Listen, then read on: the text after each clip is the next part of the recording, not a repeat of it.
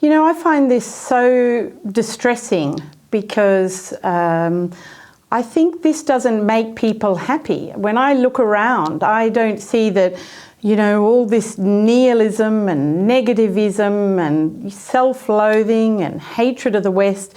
It doesn't make people happy.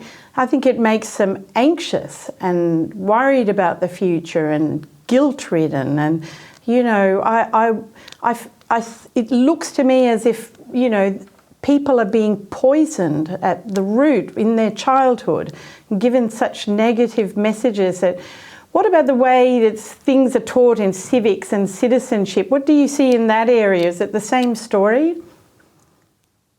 It is, and just on that point you raised, it's no accident that in Australia we have such high rates of teenage self-harm, of depression, of even, especially among young men, suicide. And I argue from a number of perspectives. One is being a Catholic and a Christian, but also being somebody who believes in Western culture.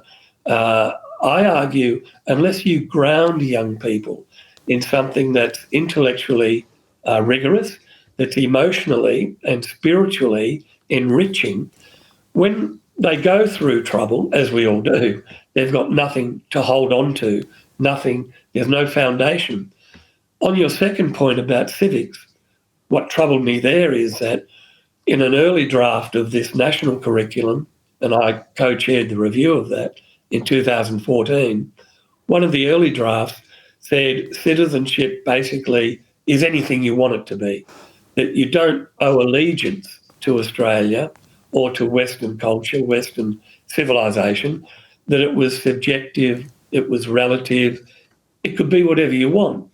And that's part of this kind of postmodern movement, postmodern ideology, which is one aspect of cultural Marxism, which in civics, you don't have any national pride, not like Ukraine, where so many young men and women are fighting for the defence of their country.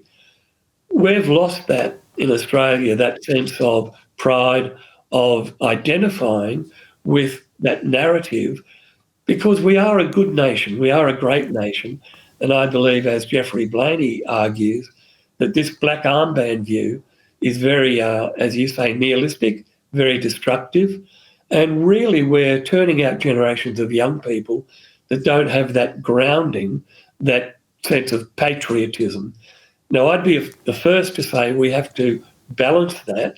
We don't simply say Australia 100%. We have to think critically about what is good, what is bad, what is acceptable and what isn't. But we do need to appreciate, acknowledge and recognise what it is about this country that is worthwhile defending. Well, I couldn't agree with you more. I feel really worried when you quote that poll saying, you know, no one will defend the country. I feel almost like we're defeating ourselves. We don't even need an enemy. We are our own worst enemy.